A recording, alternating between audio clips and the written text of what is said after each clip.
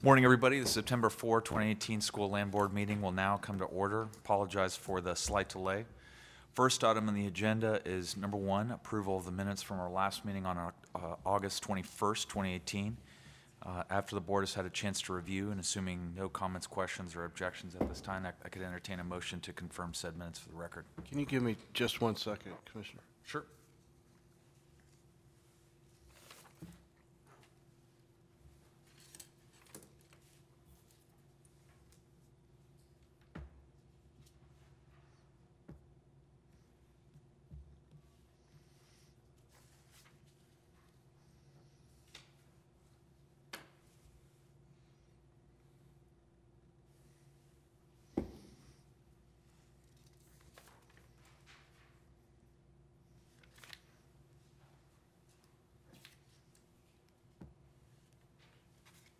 Stephanie, this is a resolution. Where's the staff recommendation? Yeah, forward this. Okay.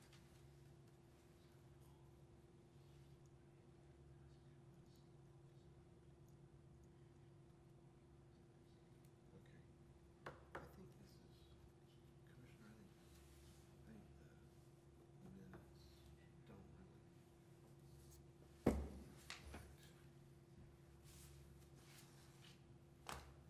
The minutes are saying, motion was made by Chairman Bush, second by Mr. Forsyth. According to staff's recommendation, we chose to put, the staff never recommended where to put the money. We chose to put the money. Correct. So that's not technically correct. Okay. Upon second glance at the minutes,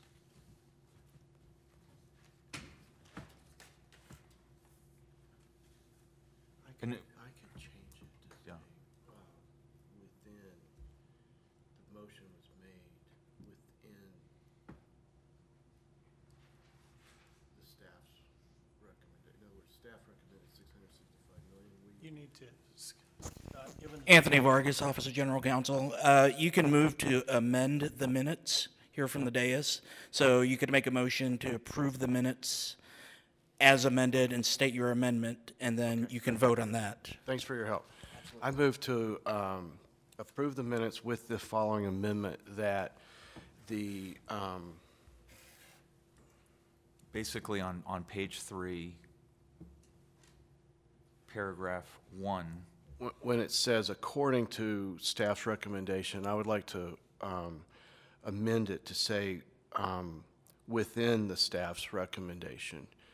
Because staff, I can't see where staff recommended that we give the money to the ASF versus the SBOE, but we did, so I don't see that in staff's recommendation. So I'd like to, someone help me with the amendment, please. well, if I recall correctly, I think we were presented 5 different options, A through E.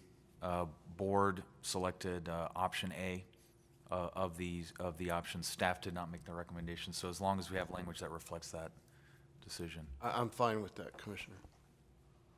Mr. Chairman, members, for the record, Rusty Martin, Chief Investment Officer. Just to be clear, since I don't have a copy of the minutes in front of me, I presume you're talking about the item that was considered with regard to the release of money from the RESFA. So my recommendation did not include where the money would be released to. My recommendation included a recommendation of an up to amount available for release, and then a recommendation about releasing that money in equal quarterly payments over the biennium. But the decision about how much actually to release and where to release it to was made by the board and was not part of my recommendation. Mm-hmm. That's my recollection. That's correct. Yeah. So to maybe make it more concise, we can ask council to amend the minutes and perhaps next meeting, unless it's required to approve the minutes in this meeting. Perhaps in the next meeting we could deliberate. Correct. You could table the first agenda item right now, make a motion to table it and vote on that motion, and then you could take it up at the next meeting. Would that be, That's fine with me, or is That's that an your, important is that your point to make. preference? Or we could just say, we voted to approve item 4, using staff's recommendation of the total dollar amount, up to the total dollar amount. I would be fine with that, because I think that's a true statement. That would be correct. So, Commissioner, I'll defer to you if you want to Yeah. defer it to next time, or just make that one we'll quick make that change. motion right now. So moved. Okay. To be clear, is that a motion to approve the minutes as amended by Mr. Rohrman, or to table? To amend. Okay. And then this is Jeff Gordon, General Counsel. So the motion on the table is to amend the minutes as suggested by Mr. Rohrman and then approve at the amended minutes. Yes. Okay. The Commissioner can then So call moved. it up. Second. Those in favor? Aye. Those against? Motion carries. Second and carries unanimously to approve the minutes. Thank you, council, and thank you, Mr. Martin. Next on the agenda is number 2, the consent agenda as stated. I do not believe that there have been any changes provided at this time. And assuming no questions, comments, or objections from the board, we could entertain a motion to confirm the consent agenda is posted. So motion. Second. Motion is made, seconded, and carries unanimously to approve the consent agenda is posted. Items number 3 through 5 will be held in executive session. We'll do so under Chapter 551, Subchapter D, Section 551, Tech 071 of the Texas Government Code for discussion, consideration regarding pending or contemplated litigation or settlement offers to seek or receive attorney advice or counsel related to items 3 through 5 on the docket. And subsection 551 Tech 072 for discussion, consideration concerning purchase, sale, exchange, lease, or value of real property related items 3 through 5 on the docket. Following executive session, we'll reconvene in open meeting. Florida Atlantic. The open session of, we're going to go ahead and come to order. We got a raucous audience here today. The open session of the September 4, 2018 School Land Board meeting will resume with item number 3. Good morning, Amber Long, Asset Management. Staff recommends approval of the sale per the terms discussed in closed session as being in the best interest of the state. Any questions? Any questions from the board? So moved. Second. Motion is made, seconded, and carries unanimously to approve item number 3. Thank you, Amber. Thank you. Next item on the agenda is number 4.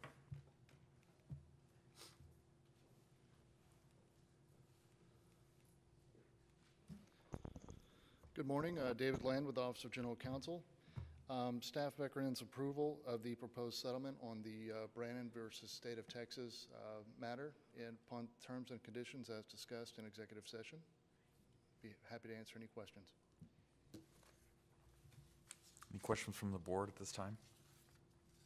I move to approve. Second. Motion is made, seconded, and carries unanimously to approve item number 4. Thank you, Mr. Lane. Final item on the agenda is number 5. Thank you, Mr. Chairman. Members, for the record, Rusty Martin, Chief Investment Officer. Approval of this agenda item will constitute your approval of an increase in the amount of an existing investment by the General Land Office on behalf of the Permanent School Fund in Capital Co-Investments 8 LLC, which I'll refer to as CAPCO 8. The Investment Advisory Committee is recommending that TexGlow increase its existing $72.5 million capital commitment to CAPCO 8 by up to an additional $180 million, resulting in a total commitment to CAPCO 8 of up to $252.5 million.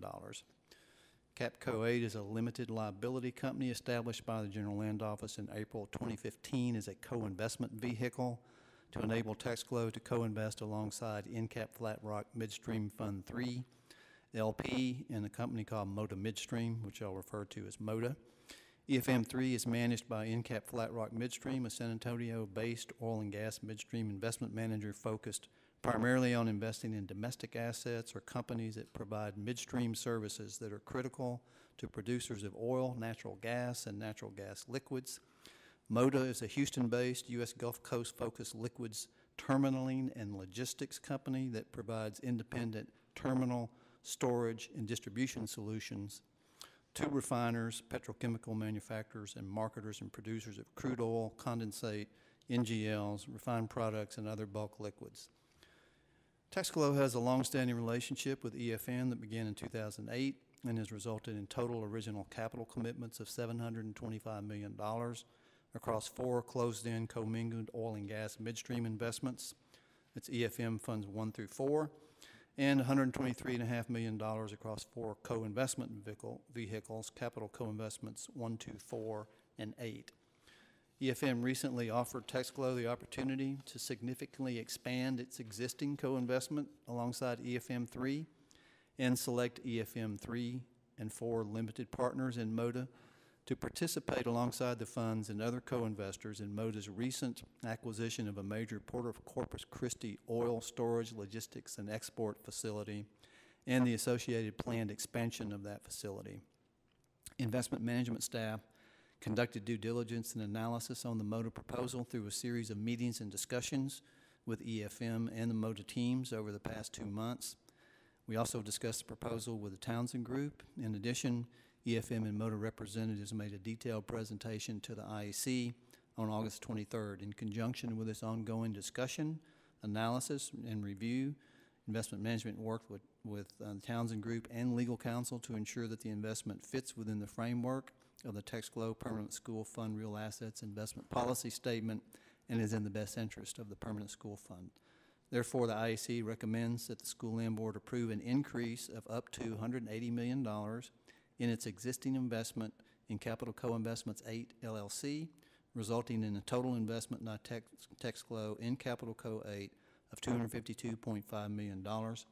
As always, the approval of this transaction is also contingent upon investment management's completion of the negotiation and finalization of the legal documentation associated with the proposed additional investment in CapCo 8. I'm happy to answer any questions. I think all my questions were answered previously. Great. I move to approve. Before I second and before the motion carries, for the record, Mr. Burciaga will be recusing himself from the vote and has submitted a recusal memo to the file council. I will second that motion, and the motion carries unanimously with 1 abstention to approve item number 5. Thank you, Mr. Chairman. Thank you, members. Thank you, Rusty. And no further business pending before the board at this time. The meeting can be hereby adjourned.